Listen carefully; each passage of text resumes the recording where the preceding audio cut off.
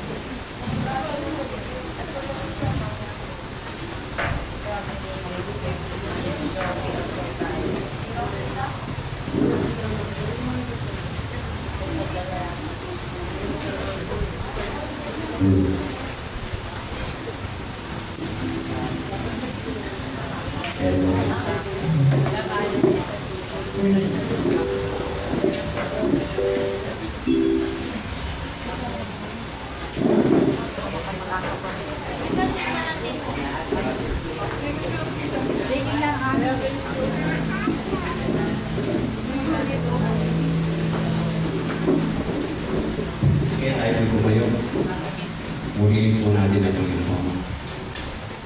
Napakabuti ng Diyos sa bawat isa natin. Ngayon po, kailangan natin sa buhay nito sa Diyos kami na nagbibigay sa atin. Lumapit tayo sa Kanya sapagkat ang Diyos ay namumulong sa atin. Sabi nga po sa Mateo 11:28, lumapit kayo sa akin, kayong lahat na nahihirapan at upang nabibigatan sa inyong oras. At kayo ibigyan ko ang mga kayaman. Napakabuti mo ng Panginoon kung lumapit po tayo sa Kanya, ano man nakaswerahan sa buhay ito. Tayo po ay yung pagpapayunin sa ating spiritual na buhay. Kaya awitin po natin ang puso at pasalamat sa ating Panginoon. Hallelujah. Murihin na po Diyos. Hallelujah.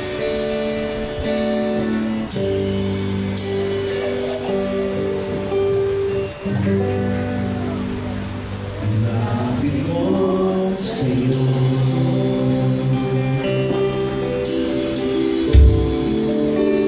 Hindi na malayo.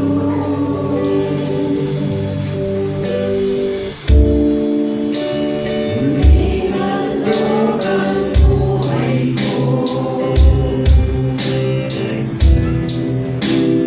Tanggap mo'y dalangin ko. Ikaw ang nais ko.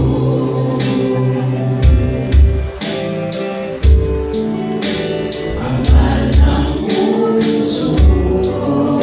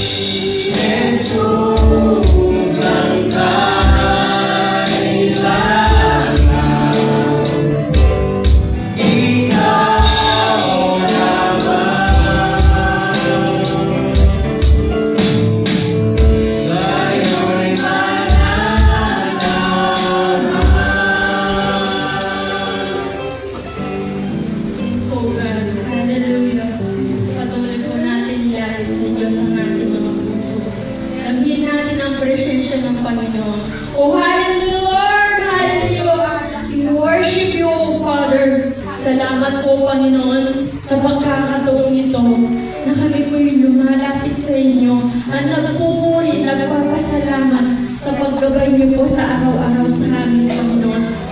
Dingin po ninyo ang bawat dalangin ng bawat isa sa amin, O Diyos. Puspusin niyo po kami ng banal ng Espiritu, Panginoon.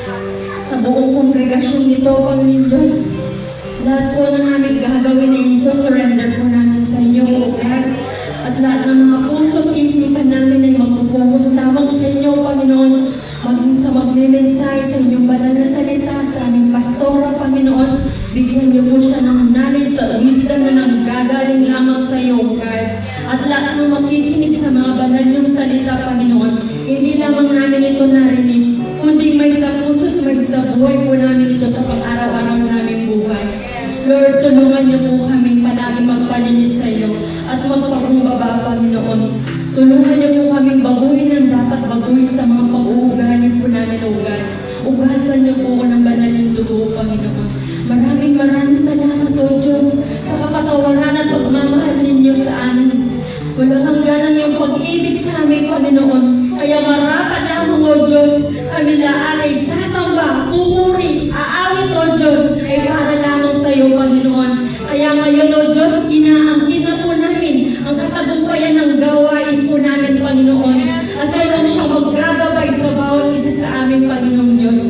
Kung wala kayo, O Diyos, wala kaming magagawa. Salamat po sa pag-antabay niyo sa bawat isa sa amin. Muli, O Diyos, sa iyo ang lahat ng kapurihan, kapasalamatan. In Jesus' mighty name we pray. Amen.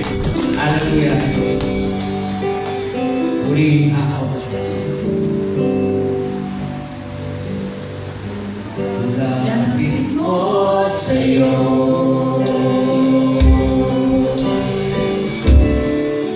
Nang di na malayo.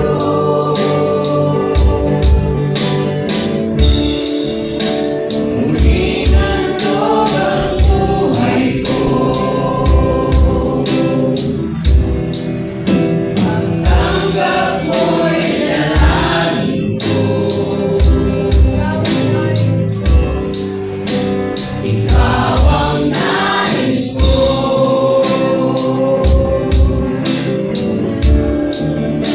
Hangal ang puso ko. Ang yakap ng pag-ibig mo. Yamang higit pa sa mundo. Kahit pa malayo, ako'y linapin mo.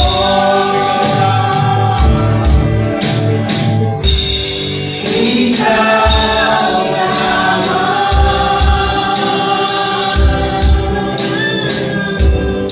Jesus ang kailangan.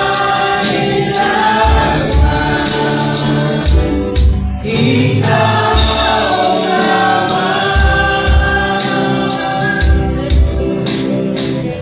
sa'yo'y mananahan.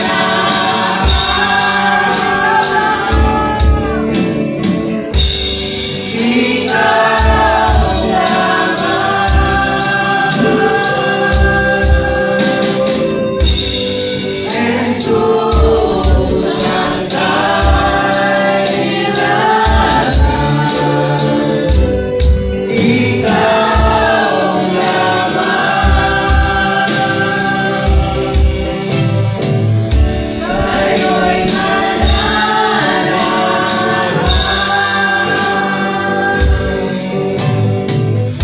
Sa'yo'y mananahan.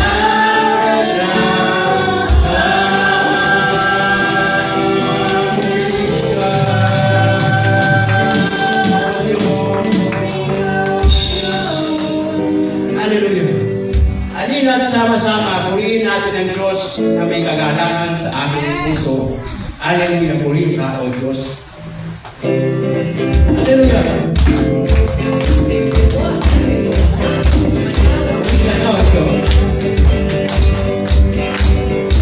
Halina't purihin ang Diyos.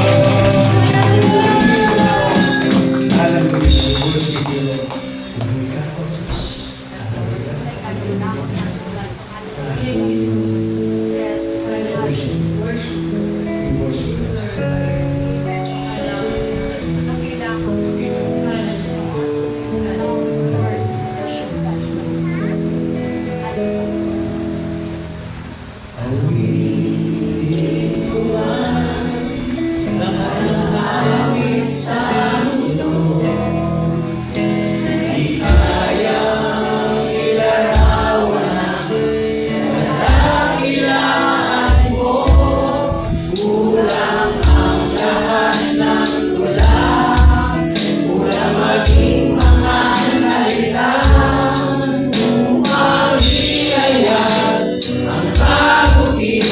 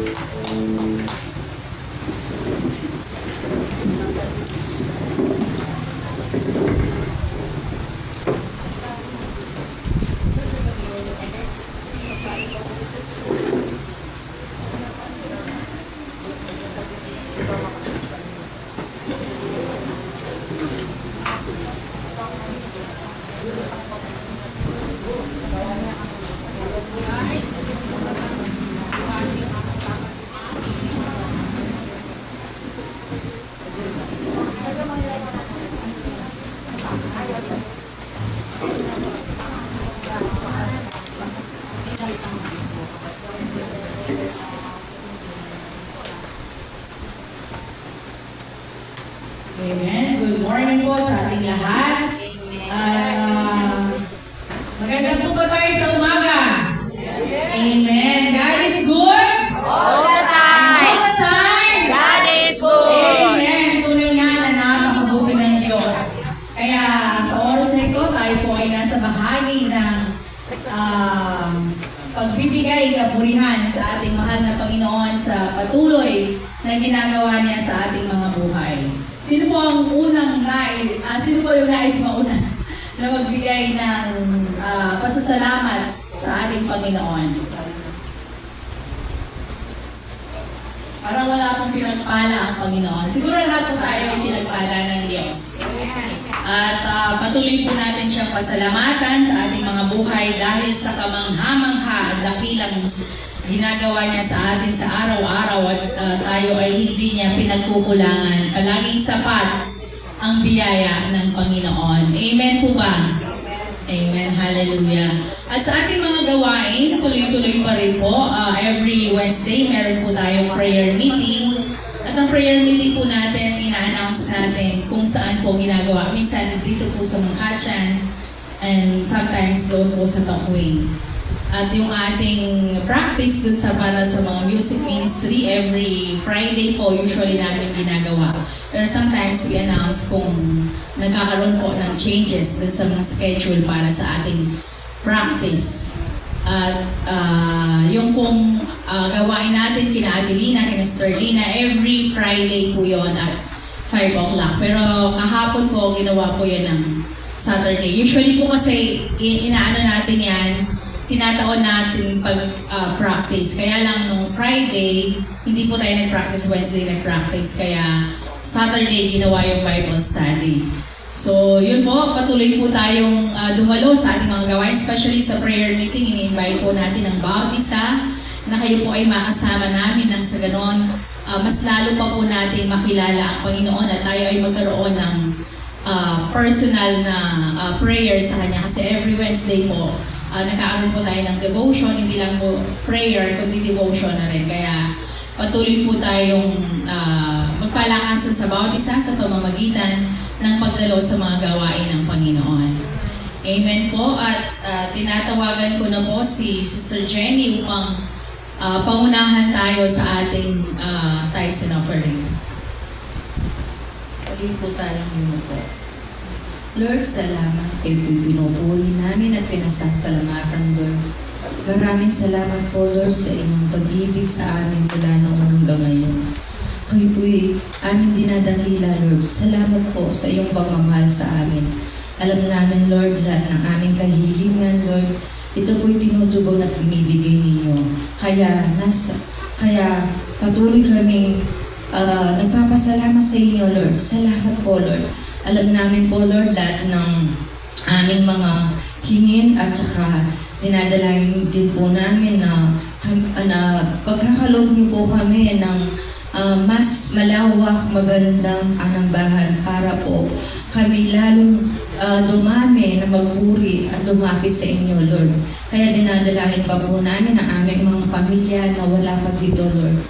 Nabuksan niyo po ang kanilang puso at spiritual, Lord, upang makasama namin sila sa inyong panambahan, Lord.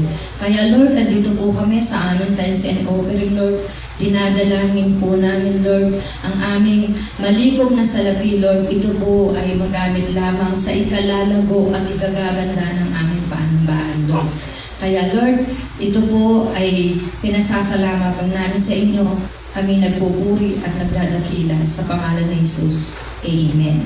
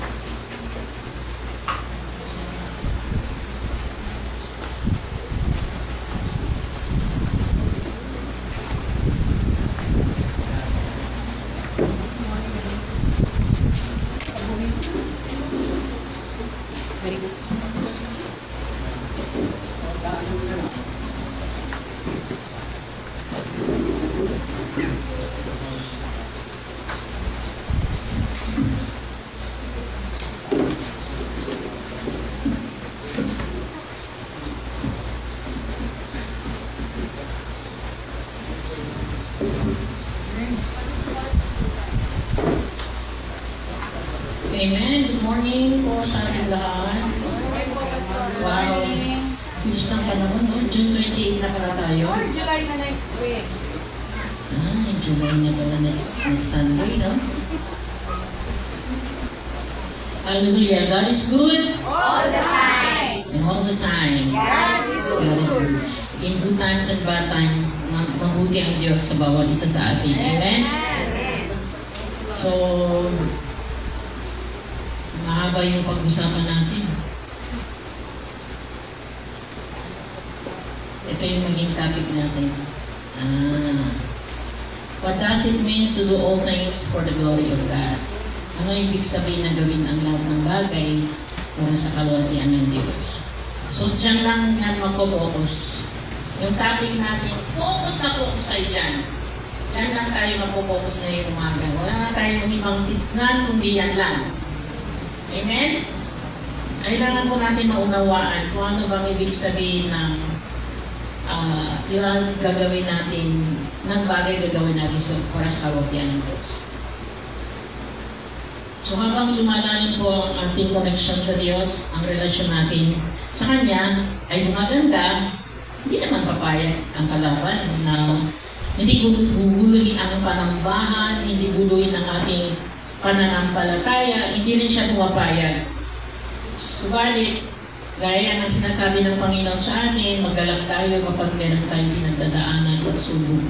Walang bagay pinahintulatan ng Panginoon na nangyari na kung hindi niya alam na kaya natin, wala siyang magandang dahilan.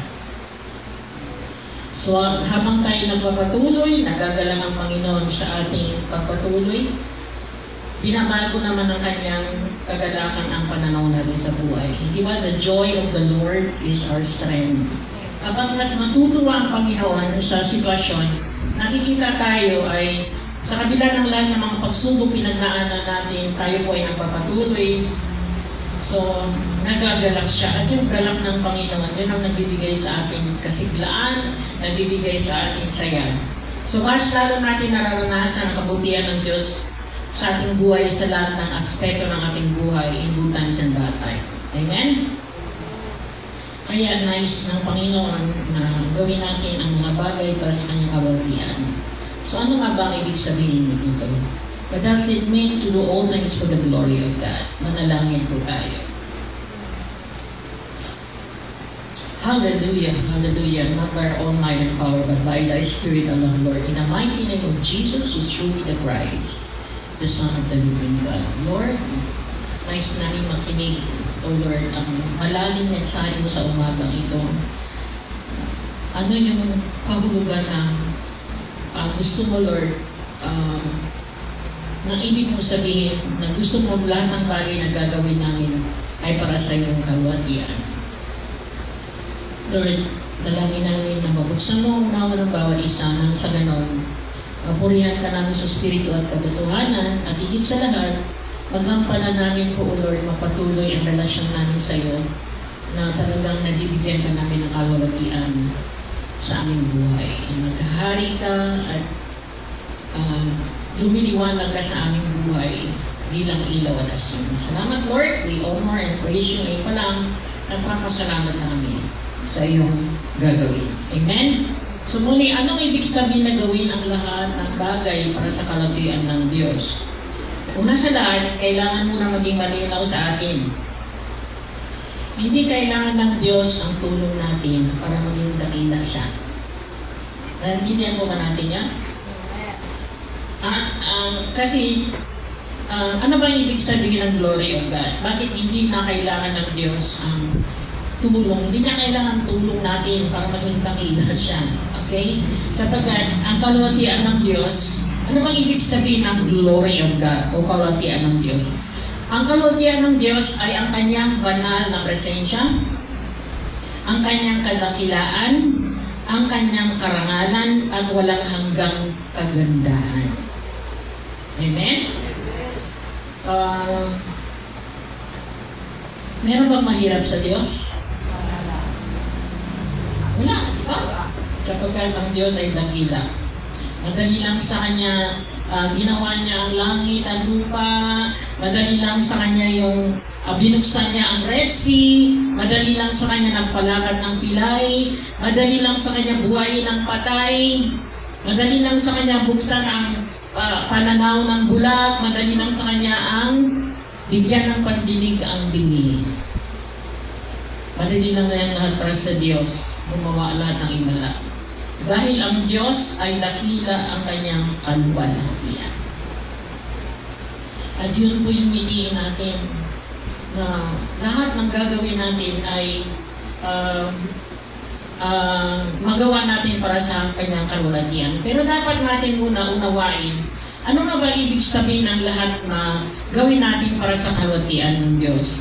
Marahil siguro iniisip mo o kung sumagi sa isip mo, kailangan mo maging ang disenyo ng kailangan nandito ka sa ministry, nagtatrabaho ka sa simbahan, o maging bahagi ka ng church leadership, maging pastor ka, maging bahagi ka ng worship team. Sa ganitong tungkulin mo lamang na ibibigay ang kaluwalhatian ng Diyos. So, maraming ganun ang iniisip mo. Pero subalit sinabi sa Bible, napagbulayan na natin ito, na hindi lamang yan patungkol sa posisyon na meron tayo, bahagi tayo ng church. Di ba sinabi nga sabi sa unang Corinto chapter 10 verse 31?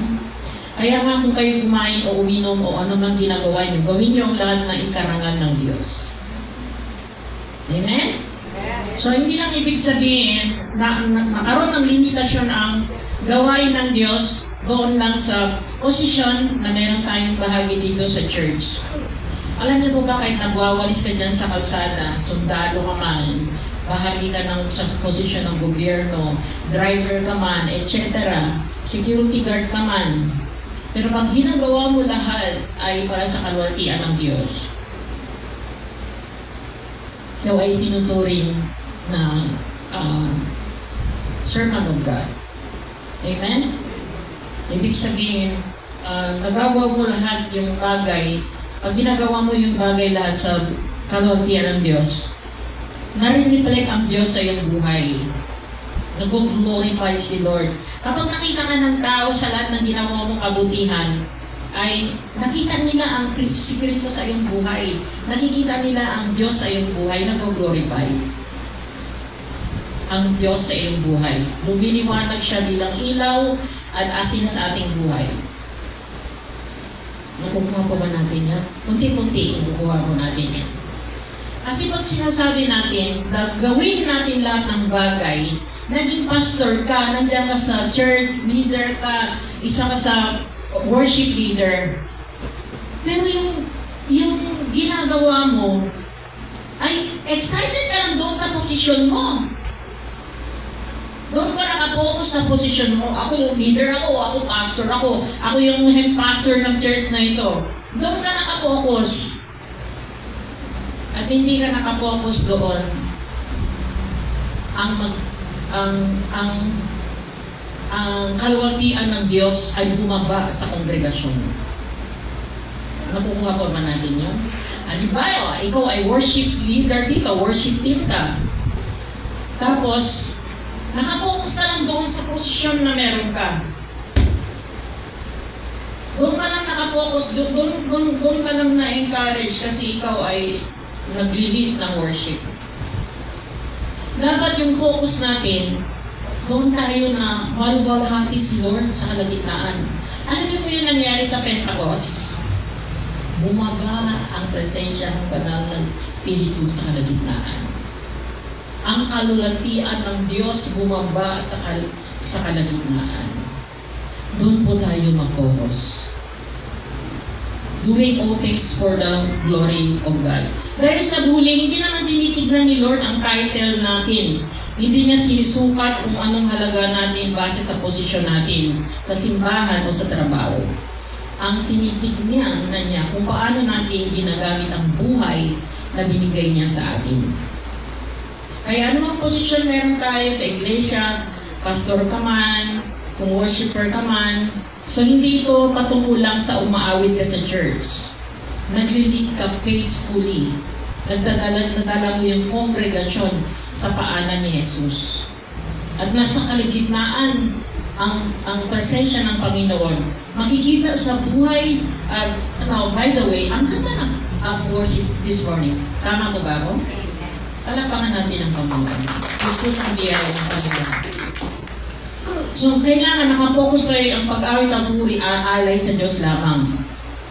Kung magulang ka naman, mahalaga rin ang iyong tungkulin paano mo bigyan ng kalwalatian ng buo ang Diyos sa iyong buhay. Paano sa pamilya mo makita ang kalwalatian ng Diyos, maghari ang kalwalatian ng Diyos sa inyong pamilya.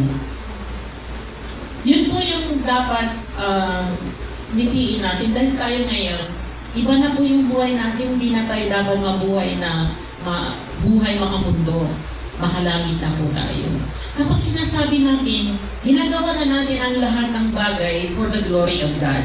Number one, may commitment na ba talaga tayo? Nakipag-commit mo tayo. Basta ako talaga, gagawin ko lahat for the glory of God. Pero lagi kang late. Minsan hindi ka darating, bila ka na lang hindi darating, hindi ka nagpapaalam. Paano mo masabi yun na ginagawa mo for the glory of God? Kaya mahalaga, maunawa natin kung ano bang ibig sabihin na gusto ng Panginoon, we do all things for the glory of God. Sa palagay niyo, matutuwa ba si Lord na ginagaliwala lang natin? Hindi natin ginagawa ang the best para sa kanyang kalwalatian. Lalo na binigay na sa atin yung Holy Spirit. Nakakaka ako mula kahapon. Lord, sabi ko, ano po ba yung gusto niyong message na mapagulayan?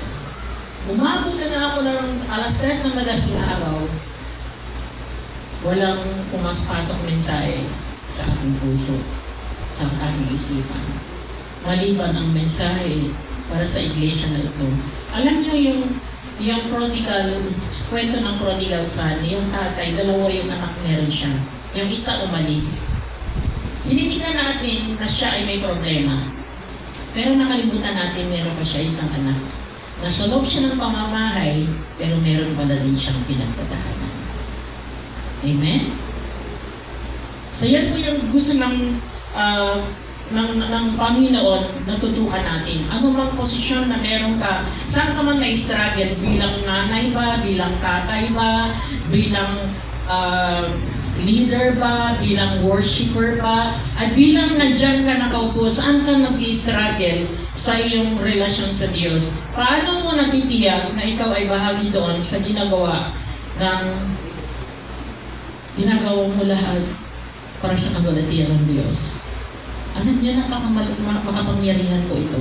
Kapag tayo po ay nagdesisyon, di ba, pinagulayan natin, there's a power, matindi ang kapangyarihan sa mga desisyon na gagawin natin. Kasi kung anong desisyon na gagawin natin, yun na yun. Doon magsisimula, makaroon tayo ng magandang sitwasyon. Halimbawa, kung ngayong umaga, magdesisyon ka bilang anak. Sino dito nandito yung mga magulang? Itaas yung kamay ng mga anak. Okay. Yung iba ayaw itaas ang kamay. Ayaw nila ipahalata na sila ay anak. Kung mag-desisyon ka, gawin mo inspirasyon na gusto mo gawin lahat ng bagay para sa kalwalatian ng Diyos. Mag-desisyon ka. Igalang mo ang iyong mga magulang. Amen? Kapag gagawin mo yun, natupad mo yung gusto mong gawin para sa kalwalatian ng Diyos sapagkat matutuwa siya. Maraming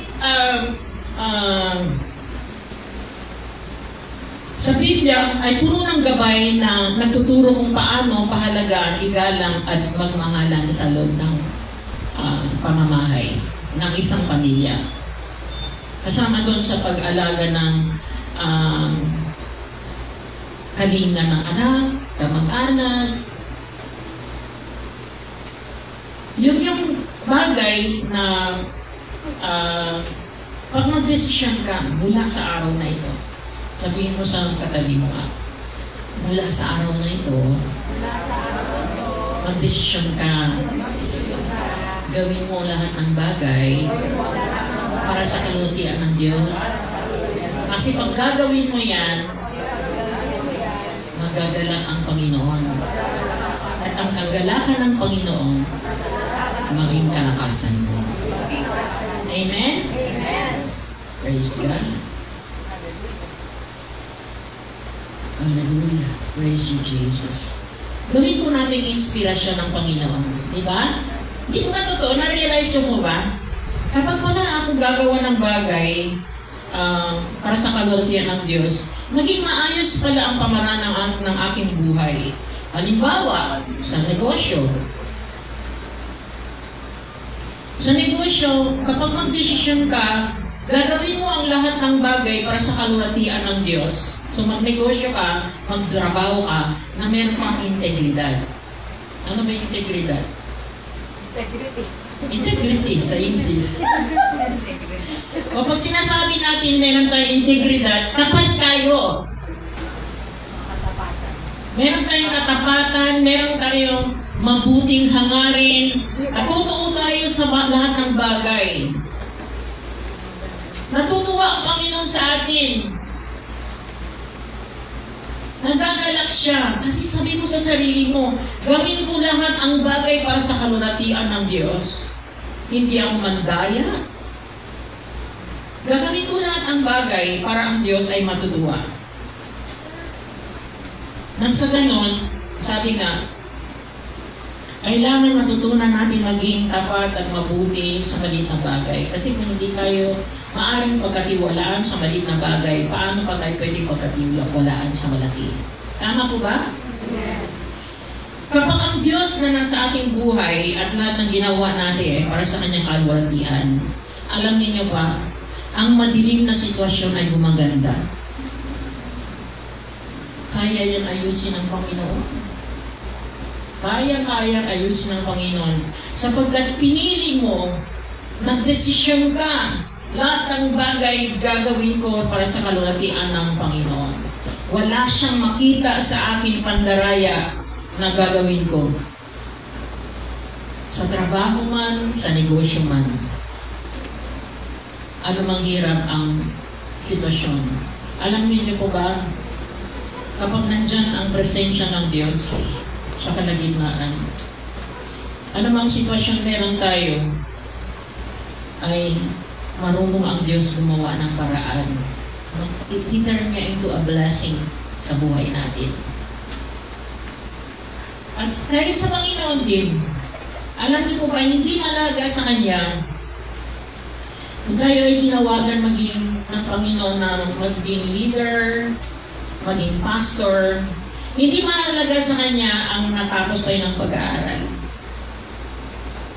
Kita naman natin nung ang Panginoong Jesucristo, ang halos, ang pinili niya, sila ay mga mangingisda. Ang mahalaga sa atin, ginagawa natin ang lahat ng bagay para sa kalwalatian niya. Nagdesisyon tayo. Kapag nagdesisyon tayo, nagagawin ko lahat ng bagay para sa kalwalatian ng Diyos, sasama tayo sa banal na Espiritu. Hindi tayo maglilid dahil gusto lang natin maglid. Gagawin natin yung bagay, sumasama tayo sa banal na Espiritu, naging magdakalimbawa tayo. Sapagat hindi nais ng Panginoon na magmalaki tayo dahil hindi siya naluwalhati sa mga magmataas, yung mga proud. Kaya nga, pinili niya mangingisda. Maging disipulo niya. Bakit? Sapagat sa kanilang buhay, maluwalhati siya at mailagay sa kahiyaan ang mga nagmamataas. Sabi nga sa Kaluikaan 16 verse 5, kinasusuklaman ng Panginoon ang mayayabang at tiyak na sila'y parurusahan. Mayroon pong parusa, binabaksak ng Diyos ang nagmamataas at tinataas naman ang nagpapakumbaba. Kaya naman sa kasulatan, ang early church believer na sila ay subok na subok sa kanilang sitwasyon, naranasan nila, kaya nga nasasabi na Apostol Pablo, kaya ko gawin ang lahat ng bagay sa pamamagitan ni Kristo. Alam niya paano mabuhay na meron Paano mabuhay sa panahong wala. Alam niya paano mabuhay sa kulungan. Alam niya paano mabuhay sa kalayaan. Sukong-suko ang buhay niya sa ating Panginoon. Kaya siya yung nagpaalala sa unang Korinto chapter 1 verse 26. Mga kapatid, alalahanin niyo ang inyong patayuan ng kayo-tawanin ng Diyos. Ito po number 1. Lagi po natin balikan, sino tayo noon? Tayo ba nang tinawag ng Panginoon, maayos ng buhay natin? Di ba? Lahat naman tayo hindi maayos ang buhay natin. Hanggang ngayon, hindi pa rin maayos at tuloy-tuloy pa rin tayo inaayos ng Panginoon. At nagpapaalala si Apostol Pablo, alalahanin natin yung katayuan natin nung tawagin tayo ng Diyos. Ayon sa pamantayan ng tao, inan lamang sa inyo ang matatawag na marunong, makapangyarihan at maharlika. Subalit, pinili ng Diyos ang mga naturingan hangal. Ganun pala tayo, no? Hangal sa sanlibutan. Upang iyain ang marunong at pinili niya ang mga naturingan mahihina upang hiyain ang malalakas. Sa 28, pinili niya ang pangkaraniwang tao, mga hinahamang. Teka muna, naalala ko bigla. Do all things for the glory of God. Sino ba dito sa inyo nakakuha na ng Bible? Nung nakaroon ng opportunity. Nasaan na yung mga Bible niyo? Amen. Praise God. Lord, talaga yung mga kapatiran ko. Dala-dala nila yung Bible nila. Praise God. Pinili niya ang mga pangkaraniwang tao, mga hinahamag, mga mahihina sa sanlibutan ito upang ipawalang saysay ang mga kinikilala ng sanlibutan. Kaya walang sino man, ito po yung dahilan. Bakit pinili niya yung mga mangmang? Bakit pinili niya ang mga tulad nating walang alam, tulad nating mga kasalanan? Sapagkat sabi niya, walang sino mang makapagmalaki sa harap ng Diyos. Napansin niyo po ba sa panahon ni Jesus nandito siya sa sanlibutan? Sino yung mga nagmalaki? Pari talaga. Ang lakas ng boses. Diba, mga Pariseo, mga Eskribon, sila yung mga tagapagturo, sila yung magaling, ipinagmamalaki nila ang kagalingan nila. Diba? Pero sila din, sa kanila din nakita natin na sila lagi ang pinagsasabihan ng Panginoon. So walang sino man pwede malaki sa harap ng Diyos. Sa Kanya, bakit? Sapagkat sa Kanya namula ang buhay na taglalingan dahil sa pagkipag-isa niyo kay Kristo Jesus na siyang ginawang karunungan natin. Kung meron na tayong karunungan natin, nakapag-isip na tayo ng bagay na gusto na natin gumawa things for the glory of God, nagsisimba ka na at lagi ka nang ayaw mo na nag-a-absent ka, ang mga bagay na yan mga kapatid, dahil yan nangyari simula nung nakipag-isa kayo kay Kristo. Yan ang lagi natin dapat ipagmalaki. Kasi dyan naluwalhati ang Panginoon. Nagaganap ang Panginoon, itinataas natin ang ginawa niya para sa buhay natin. So, nagagawa natin yung bagay for His glory. Kasi nabibigyan natin ng parangal. Ay, naging ganito ako kapatid. Kapag mayroong kang kausap, mararanasan talaga nila ang Panginoon sa buhay mo. Kasi hindi mo sinasabi, ay, ako nga! Nag-church talaga ako, bakit ikaw hindi? Eh, mali doon, di ba? Pero pag sinabi mo, alam mo sis, subukan mo lang. Kasi ako din ganyan talaga ako dati. Pero nung talaga naging pag-isa na ako kay Kristo Jesus, grabe. Natural ka lang sa akin. Gusto ko na nag-church, gusto ko na nagbabasa ng Bible. So ano nagagawa natin? Nabibigyan natin ng kalughatian ang Diyos. Natataas siya at yan po yung ibig sabihin na gawin natin ang lahat ng bagay para sa kalwalhatian ng Diyos. Sabi pa nga sa verse 36, Jesus na siyang ginawang karunungan natin. Sa pamamagitan din niya, tayo ay itinuring na matuwid, ginawang banal, at itiligtas ng Diyos.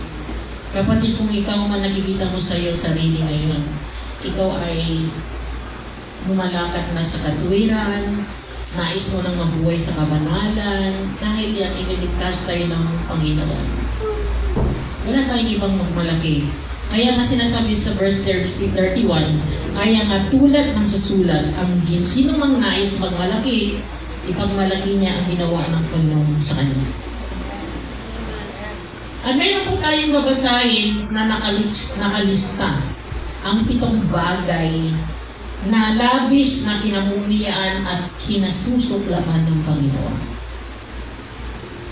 Sapagkat ito ay mga ugali gawaing sumisira sa kapwa at sa relasyon natin sa Diyos. Kaya ayaw niya ito at kinamuhian niya ito. At dahil ayaw ng Panginoon, maninlang tayo ng sarili natin. Kasi tayo, diba, sinasabi sa Biblia na ang pinakamandaraya talaga ang ating mga puso. Kaya mainam na malaman natin ang 7 bagay na kinamuhian ng Panginoon nang sa ganon, magsilbi itong karunungan sa atin at maiwasan natin mabuhay sa ganitong pagkakamali. Buksan natin yung Biblia natin sa aklat ng Kawikaan, chapter 6. 16 to 19. Number 1, ano sabi dyan? Ang kinamuhian ng Panginoon ng Diyos. Kapalaluan.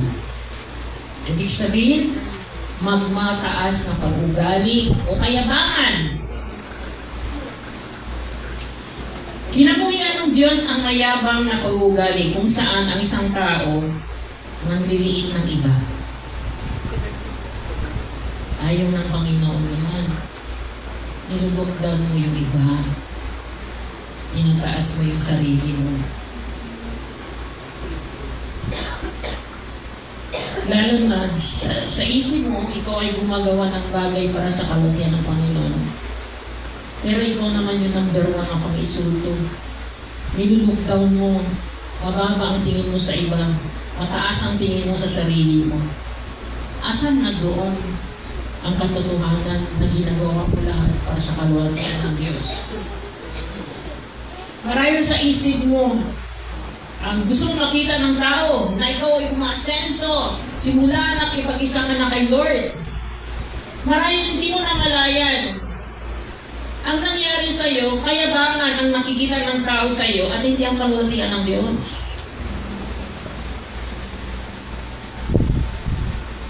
Kaya nagdulot ito minsan ng inggit sa iba at dahil hindi nila nakikita nila sa iyong mga aksyon, hindi nila nakita ang pagkukumbaba, hindi na nila nakikita ang kalwalhatian ng Diyos sa iyong buhay. Nagbago man tayo o masenso man tayo sa ating kalagayan sa buhay, lagi po natin ibigay ang papuri pagsamba sa Panginoon. Napakahalaga po yung presensya natin bilang anak ng Diyos. Dala po natin ang presensya ng Diyos. At kailangan nahayag ang kalwalhatian ng Diyos sa ating buhay. Kasi doon nagbabago ang tao. Kapag nakita ng tao sa atin, sa kabila ng lahat umasenso tayo sa buhay, lalo tayong nagpapagumbaba. Grabe. Maranasan nila at makita nila ang Diyos sa ating buhay. Doon natin sila maakay. Wala ka pang sasabihin. Sila na mismo ang lalapit sa iyo. Sis, Brad, anong meron sa iyo? Kabigla-bigla naman. Dahil ang pinagyayabang mo lagi ang makita ang Diyos sa iyong buhay. Pangalawa, anong meron dyan? Kasinungalingan. Okay? Ang paninlang o sadyang pandaraya sa iba. Kasi nung ngalingan niya ng dila, di ba? Ay sumisira sa katotohanan. Totoo po ba? Alam mo kung ano ang katotohanan, pero ayaw ng Panginoon na minsan kasi dahil sa pride, pagmamataas natin, ayaw natin aminin yung katotohanan. Nagsisumbalin tayo. Kung ano talaga yung katotohanan. Kaya ito yung bagay, dito tayo dinadaya ng ating sarili. Hindi yung tao sa harapan natin, lalo hindi si Satanas, kundi tayo sa sarili natin. Yung puso natin. Sino bang nakakaalam sa puso at isipan ng tao kundi ang kanyang sarili at ang Diyos nakakaalam? Tama po ba? Lalo na ang Diyos ay interesado siya sa puso ng bawat isa sa atin. So ngayong umaga, tinuturuan tayo ng Panginoon paano ba talaga ang kahulugan na gagawin natin ang bagay para sa kalulutian ng Diyos. Kapatid, kapag nagdesisyon ka na, gagawin mo ang bagay, lahat ng bagay para sa kalulutian ng Diyos. Kahit na masisira pa yung pananaw ng tao sa iyo, tumayo ka naman sa katotohanan. Dahil sa bandang huli, katotohanan pa rin ang magbibigay sa iyo ng tagumpay. Tama po ba? Kasi pinili mo ang sambay na turin mo ang Panginoon sa likod ng... Kasi kung sinasabi mo, gagawin mo lahat ng bagay para sa kaluwalhatian ng Diyos. Pero sa likod ng katotohanan, ng daya ka. Tapos para sa iyo, dahil sa ministry ka, dinadaya ka ng puso mo. Dahil alam mo, napapatuloy ka, nandito ko pa rin sa church, okay ka lang, iniisip mo, nagagawa ko pa rin yung bagay sa kaluwalhatian ng Diyos. Kaya gusto ng Panginoon, pag-aralan natin ang bagay na kinamumuhian niya. Para mag-balance po tayo. Para makapag-desisyon tayo. Sa umagang ito mga kapatid, hindi tayo hinuhusgahan ng Panginoon. Tinuturuan niya tayo, binibigyan niya tayo ng karunungan, tinuturuan niya tayo makaroon tayo ng tama at makapag-desisyon tayo ng tama sapagkat nandyan ang tunay na tagumpay na kalaan para sa atin. Dinistrain niya tayo ng Diyos na para tayo ay magtagumpay, maganda ang plano niya para sa atin. Magkaroon daw tayo ng, hindi daw tayo mapahamak, magkaroon tayo ng buhay na may kasaganan. Yun ang disenyo ng Diyos na meron para sa atin. Pero tayo ang naninira nito. Dahil tayo mismo ang nagkakamali sa mga desisyon. Kaya sa umaga ito, ang aking dalangin, kasama po ako hindi po sinasabi na kayo lang. Lahat po tayo. Ang piliin natin, mag-desisyon tayo. Piliin natin, mula sa araw na ito, gagawa ako ng bagay para sa kaluwalhatian ng Diyos. Kung ako man ay magkamali, hindi ako matatakot magsabi nagkamali ako. Aaminin at amaminin ko. Sapagkat doon ko masumpungan ang kalayaan at doon tayo umaayos ng relasyon. Alam niyo po ba saan nasisira ang relasyon natin? Kapag nawala ang tiwala sa isa't isa. Nasisira ang relasyon natin. At huwag natin hayaan mangyari lalo na dito sa ating magkapatiran sa iglesia na ito. Okay po ba sa atin yun? Amen. So patuloy tayo. Yung pangatlo, pumakatay na sa walang, ano yung unawan niya dan?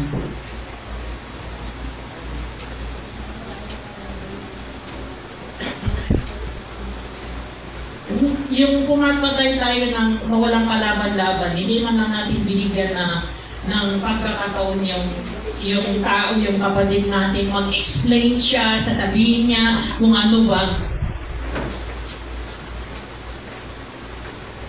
Pumapatay sa walang kasalanan. Tapos hindi mo na natin alamin, alin ba ang katotohanan, tama ba ito, baka iniisip lang natin ganito, tapos hindi pala ganon. So instead na ginawa natin, in-encourage natin, binagsak natin. Pinatay natin ang kapatiran natin sa kasalanan na hindi naman pala niya ginawa. Katulad ng nangyari sa buhay ni Job. Anong ginawa sa kanya ng mga kaibigan niya? Meron mo nga lang ginawang kasalanan. Sabi naman ni Job, wala. Sabi naman ng Panginoon, wala. Pero yung tatlong kaibigan niya, meron. Kung meron ng pagkakamali si Job, ang kanyang pagkakamali, ang kanyang disenyo, naging matuwid siya, nakalimutan niya. Diyos ang naglikha sa kanya kung bakit matuwid siyang nabuhay at may tampo sa Diyos. Kasi hindi sinabi talaga sa kanya ng Panginoon. Sige nga, kung kaya mo, nung ginawa ko ito, nandyan ka, pwede ka magsabi sa akin na kaya mo talagang matuwid dahil sa sarili mong kakayahan. Amen? Kaya pinapaalala sa atin, huwag nating kalilimutan kung sino tayo dati. Tinawag tayo ng Panginoon para maging encouragement sa isa't isa. Inuulit ko po sa bawat isa sa atin na tayo po ay magtulungan, mag-encourage sa isa't isa. Kapag nakita natin yung kapatid natin medyo nagkaroon siya ng matang guys at lumapit sa atin at nakita natin may pinagdaanan. Mga kapatid, huwag po tayo mahiya, huwag po tayo matakot. Kung meron tayong mga bagay na pinagdaanan sa buhay at nais nating humingi ng payo, lumapit tayo sa isa't isa. Sis, pwede ko ba i-relate sa'yo? Pwede ko ba sasabihin sa'yo? Pero kasi ako nagpagkakamali na gawa. Ang sinasabi naman sa Santiago, kapag tayo, when we confess yung mga mali na gawa natin sa isa't isa, naging righteous ang ating panalangin. Na hindi naman ibig sabihin na inamin natin sa kapag hindi natin amin, hindi tayo mapatawad. Mapapalaya tayo. Naipanalangin tayo, natulungan tayo sa isa't isa. Ito unang umpisa na masasabi natin, talagang ginagawa na natin lahat ng bagay para sa kalooban ng Diyos. Subukan po natin yon. Kapag meron kang pinagdaanan at hindi mo na nasabi pero gusto mo na rin aminin, huwag kang matakot lumapit. Sapagkat ang tao tumatayo sa katotohanan, kakampi niya ang Diyos. Amen? Number 4. Hanggang 7 lang ito. Ano yung number 4?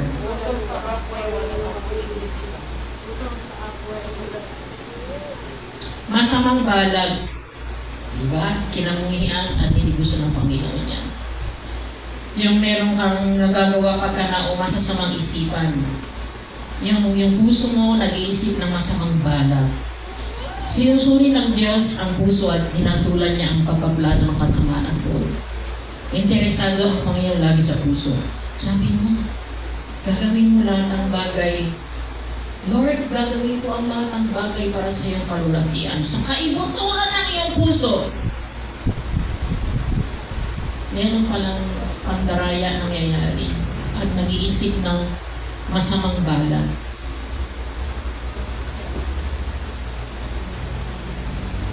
Marami po akong pinagdaan ng mga naging kaibigan ko. Nakakalungkot man. Pero minsan, naranasan ko din na napagsabihan ko yung sitwasyon na pinagdaanan ko at mali pala ang tao na kausap ko. Ikinalat at naging chismis, nasira ang aking reputasyon. Kaya matagal na panahon, hindi ako nagpatotoo patungkol sa aking buhay kung ano ako noon.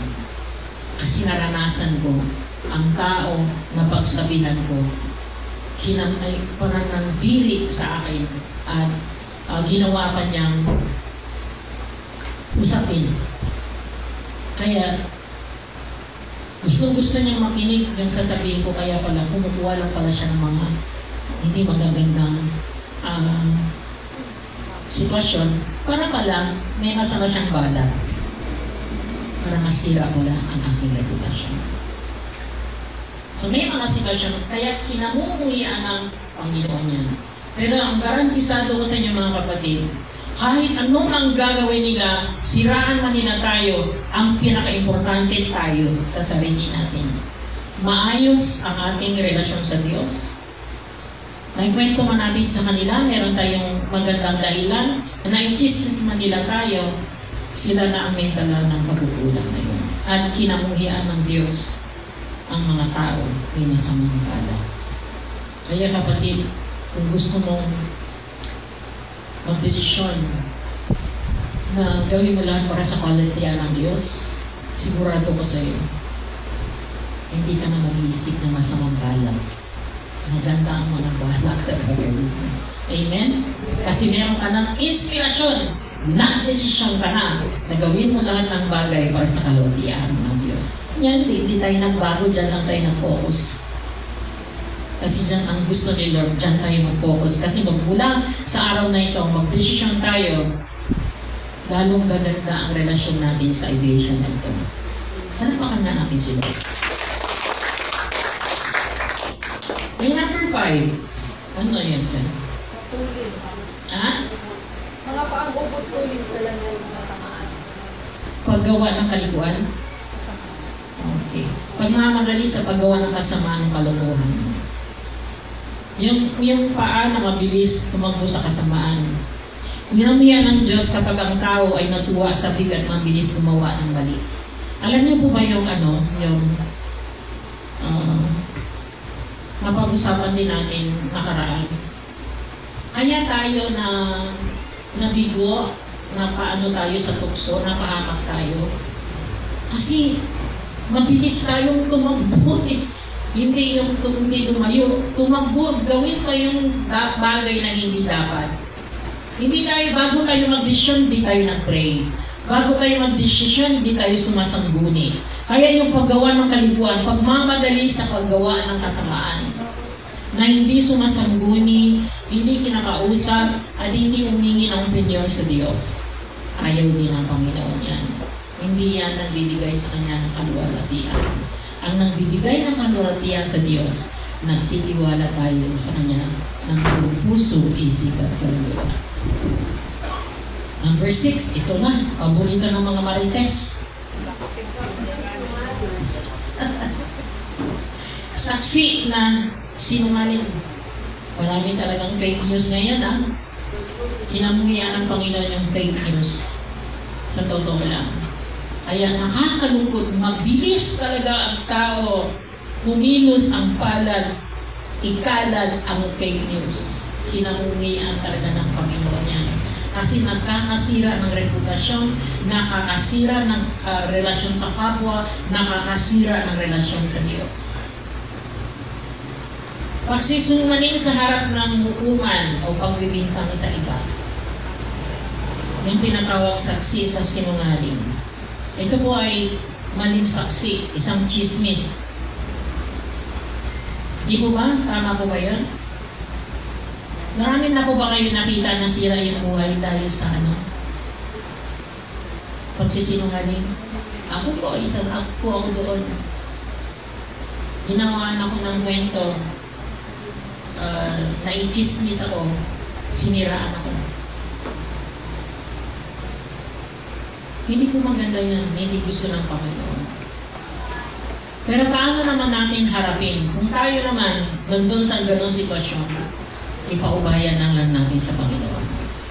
Yan na lang yung panglaban natin, si Lord na ang bahala. Kasi hindi na ako makipag-away, manahimik na lang ako. Kaya pinili ko ang manahimik at wala akong sinabi, hindi ko na dinipensa ang sarili ko dahil alam ko wala rin kabuluhan. Idipensa mo ang sarili mo sa mga tao, desidido na sila siraan ka. Amen? Pero isang bagay na tiyak tayo, kinahumihan ng Diyos ang ganong klaseng ugali o pagkatao. At number 7, tagapag-asig ng kalitan. Ayaw ng Panginoon. Sinasabi mo na ikaw ay gagawa ng bagay para sa kanyang kalulatian, pero ikaw yung dahilan kung bakit nag-away-away.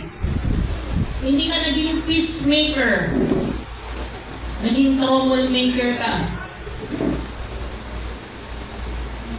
Naging dahilan kung bakit nagkagulo-gulo ang kongregasyon, nagkagulo ang pamilya, dahil sa tagapag-asig ka ng alitan.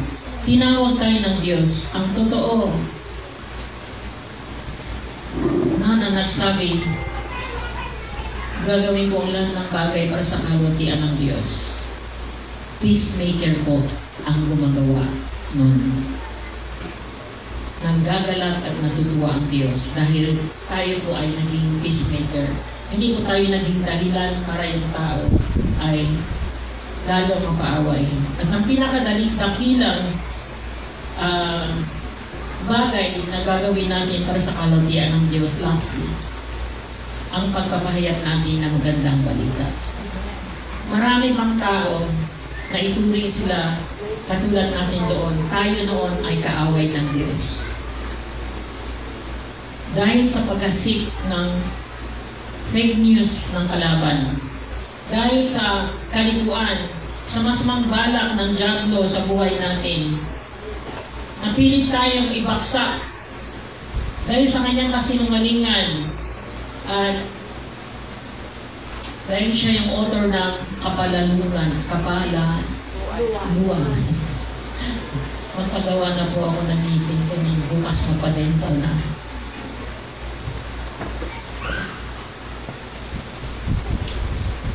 So tayo po ay tinawag ng Panginoon, ma-resemble sa buhay natin. Tayo po ay tinawag ng Diyos. At dapat alam po natin, ano ba ang ibig sabihin na gawin lahat ng bagay para sa kalutian ng Diyos. Iniwasan natin yung mga bagay na maging dahilan tayo para ang tao ay mapahamak. Iniwasan natin yung bagay na gagawin natin para ang tao, na magsinungaling para ang tao at iba ay mapahamak. Amen? Kundi ginagawa natin ang mga bagay para maluhati ang Diyos sa ating buhay. Makita si Kristo sa ating buhay. Makita yung glory sa ating buhay. Kahit anong ginawa sa atin, kahit anong paninira ginawa sa atin, kahit anong salita ginawa sa atin, nanatili tayong mapayapa. Hindi tayo makipag-away, hindi tayo makipaglaban. Yan po yung ibig sabihin. Do all things for the glory of God. Sa hirap, ginhawa, sa sitwasyon man ng meron kang pinagdaanan, sa sitwasyon man ng paparty ka, sa sitwasyon man na merong alita nangyayari, pero nanatili kang stable. Sa sitwasyon. Amen? Church, muli sa bawat isa sa atin, niyaya ko kayo tumayo at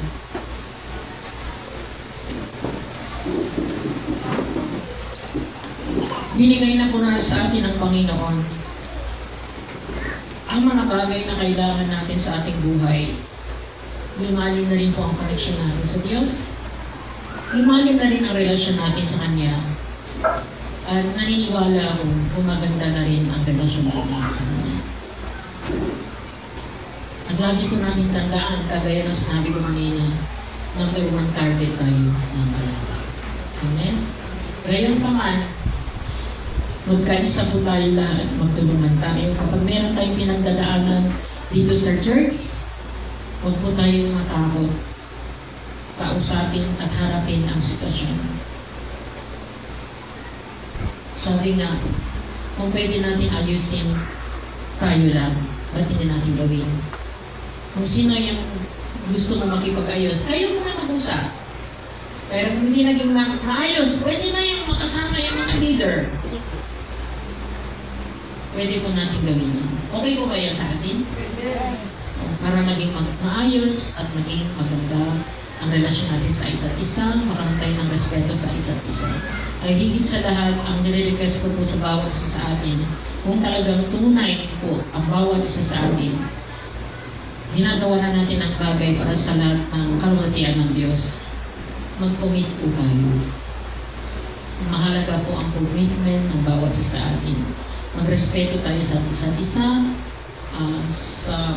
sa pag-ano natin ng meeting, sa pag-practice, igalang natin ang isa't isa. Hindi po tayo makakarating. Ako, sa prayer meeting natin, halos wala ako. Dahil sa sitwasyon ng distansya. Pero nakakasama ko naman kayo sa panalangin. At natutuwa ako. At sabi ko nga kay Lord, salamat ang mga kapatid ko. Kahit wala ako doon sa kanila, sila po ay napapatuloy. Ako po ay nagpapasalamat kay Lord sa inyong mga buhay. Dahil kayo ay lumago ng at maganda ang koneksyon at nakapatuloy kayo sa relasyon niyo sa Diyos. Amen? Tayo po ay magdeklara ng ating biblical declaration. Ito yung mga dahilan kung bakit tayo talaga ang number one dapat gumawa ng bagay para sa kalwatian ng Diyos. Dahil, sabi nga sa awit 139, I am fearfully and wonderfully made, and God's work are so wonderfully made. Dahil I am a new creation in Christ, all things that pass away. Dahil God's grace is sufficient for me, and His strength is perfected in my weakness. I am strong and courageous, and God is with me wherever I may go. Diba? Kaya dapat talaga tayo gumagawa tayo ng bagay para sa kalwatian ng Diyos dahil lagi natin kasama ang Panginoon. God has plans to prosper me, not to harm me, but to give me a hope and a future. Wow! Inspired po ba tayo dyan? Hallelujah. I am redeemed and forgiven by His blood. I am forever grateful to God's mercy. Because God is my rock and my salvation. The Lord is before me, I will never be shaken. I am more than a conqueror in Christ Jesus. I am an overcomer. Everything is possible in my life by His power. God will surely supply all my needs according to His riches and glory by Christ Jesus. Because I am a child of God. And I have the authority and power to trample on serpents, scorpions, and all the powers of the enemy. No weapon formed against me shall prosper, and any tongue that accuses me will be condemned. I stand on His promise as the servant of the Lord, and my righteousness is from Him. I will abide my faith in the finished work of Christ. In Christ Jesus' name. Amen. Lord, patuloy kami nagpapasalamat sa iyo. Kayo po ang may kakayahan, tumabay, tumulong sa bawat isa sa amin. Hanggang namin, desire namin, mabuhay, na gagawin ang lahat ng bagay para sa inyong kalwalatian. Pero Lord, inaamin po namin, hindi ko namin kaya kung hindi nyo kami tulungan. Kaya patuloy kami lumalapit sa iyo, sumasamo sa iyo, nagpapakaba. Higit ka namin kailangan ngayon. Nang sa ganun magpapana namin ang tukunin, pabigyan ka namin ng parangal, kalwatian sa aming buhay. Ikaw ang makita, ang kalwatian mo ang makita sa aming mga buhay. Sa hirap, ginhawa, sa magandang sitwasyon, sa hindi magandang sitwasyon. Lord, manatili ko, Lord, ang kalwatian mo na sisilayan ng marami na ikaw ay Diyos na mabuti sa aming buhay. Sa iyo ang papurihan, kadakilaan sa pangalan ni Jesus na siyang tunay na Kristo, anak ng Diyos ang buhay. Amen.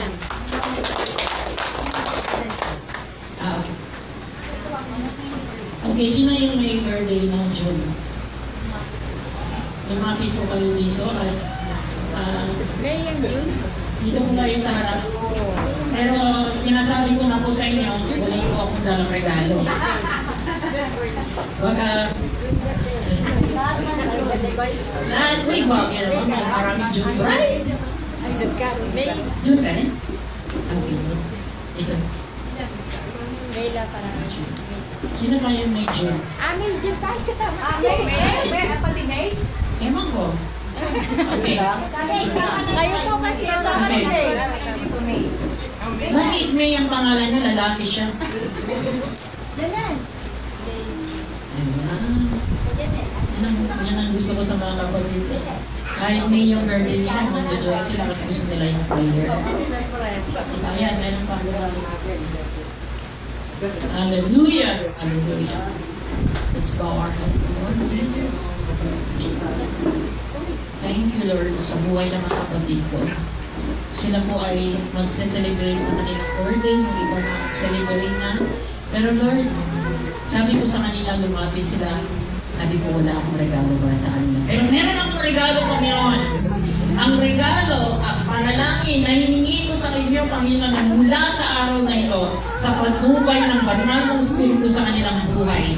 Mamuhay sila, Panginoon, na puno at kuskus ng kapangyarihan ng Espiritu mo. Mabuhay sila na meron silang ay tinataas nila ang kalwatian, O Lord.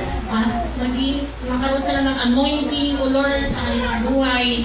And Lord, I decree and declare, Panginoon, na magampanan nila, O Lord, lahat ng gagawin nila para sa inyong kalwatian. Maging seryoso sila sa desisyon. Mula sa araw na ito, Panginoon, simula ng kanilang bagong taon sa kanilang mga birthday, Panginoon, sila po ay mag-umpisa ng isang panibagong buhay na buo na isinusuko ang kanilang buhay para sa inyong kalwatian. Lord, I speak your blessing, your anointing sa kanilang buhay. Salamat po, Lord, sa kanilang pagpatuloy at dinideklara ko, Panginoon, ang mga kapatid na ito, greatly, you will anoint them at gagamitin mo sila, lalo na dito sa iglesia na ito, Panginoon, para sa iyong kalwatian, kadakilaan. Dalangin ko ito na may pasasalamat sa iyo sa pangalan ni Jesus na siyang tunay na Kristo, anak ng Diyos na buhay. Amen. Amen tayo. Happy birthday to you. Happy birthday to you. Happy birthday, happy birthday, happy birthday to you. One more time. Happy birthday to you. Happy birthday to you. Happy birthday, happy birthday, happy birthday to you.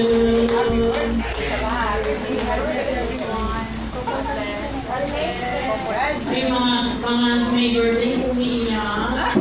May tears of joy.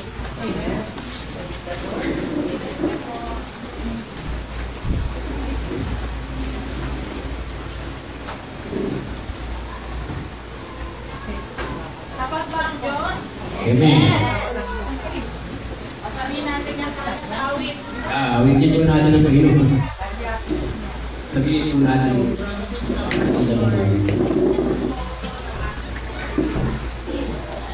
Hallelujah.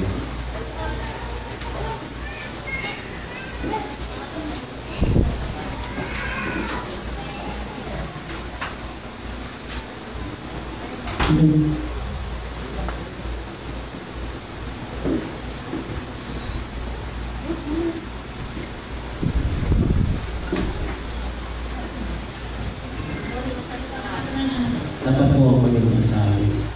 Magmatumisan tayo hindi tapat. Pero ang Panginoon tapat. Talagang tapat sa bawat isa sa amin. Kaya purihin po natin na may kagalakan sa ating puso ng Panginoon. Sa amin. Purihin ka o Diyos, tapat ka sa bawat isa sa amin. Napakaganda po Panginoon ng Diyosay, ng Diyos. Tulungan mo po kami may sa gawa. Narinig sa bagay. Purihin ka o Diyos. Amen. Alam mo, Diyos, tunay at dakila. Ang pag-ibig mo'y wagas at walang pamantay. Sa aming puso, sa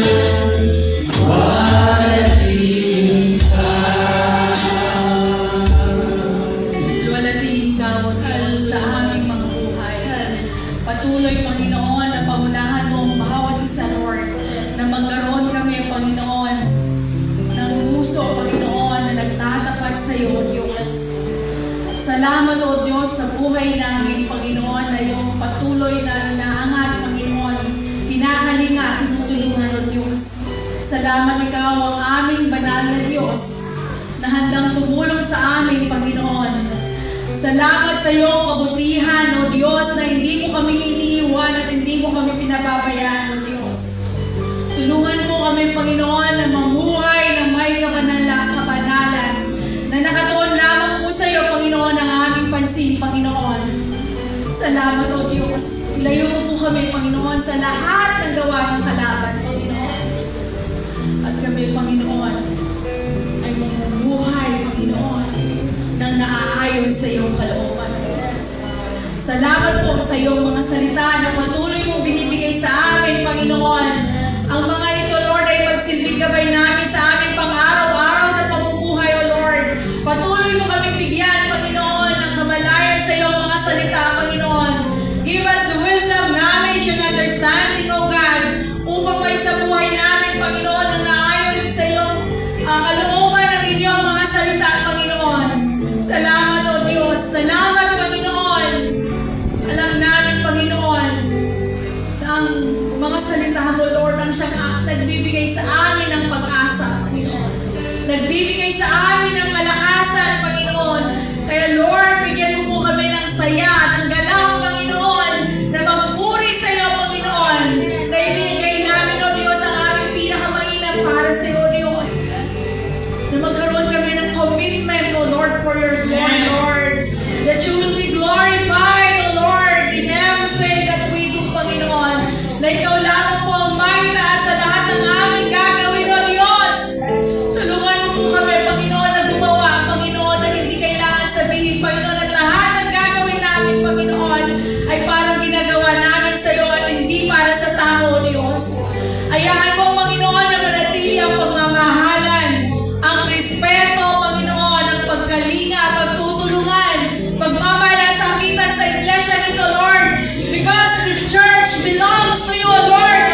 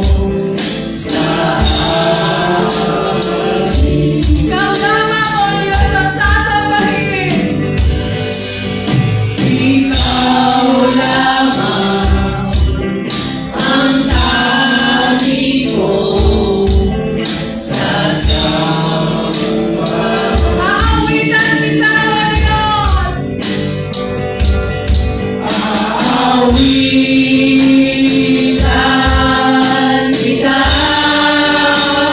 at pupurihin.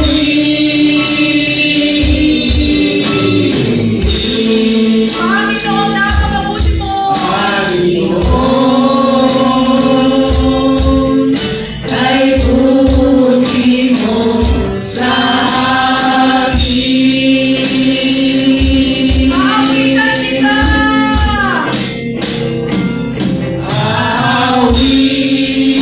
Awitan kita at pupurihin.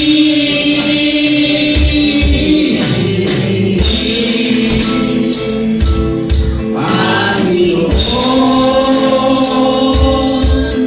kay buti mo sa Panginoon,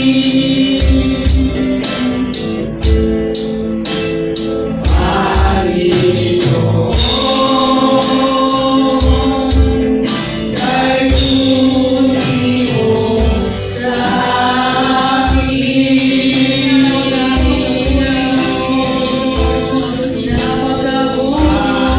mo sa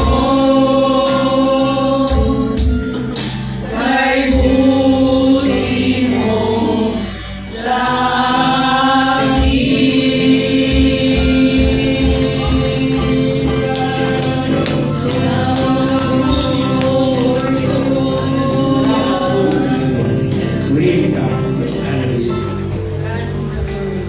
Lord, salamat sa iyong kabutihan, pagmamahal, pag-ibig mo sa bawat isa sa amin.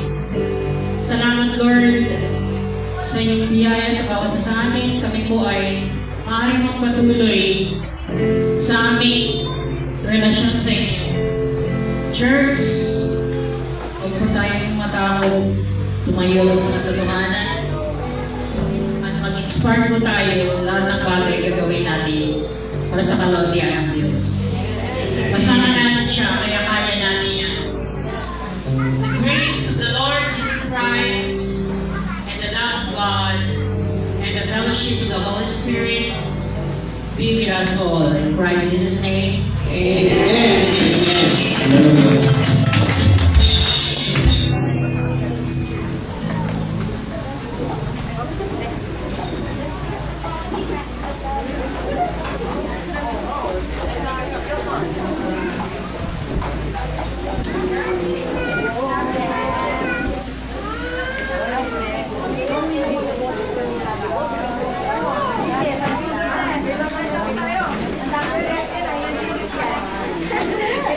Thank you for joining us with us. God bless you. God bless you. God bless you. God bless you. God bless you, baby love. Thank you all.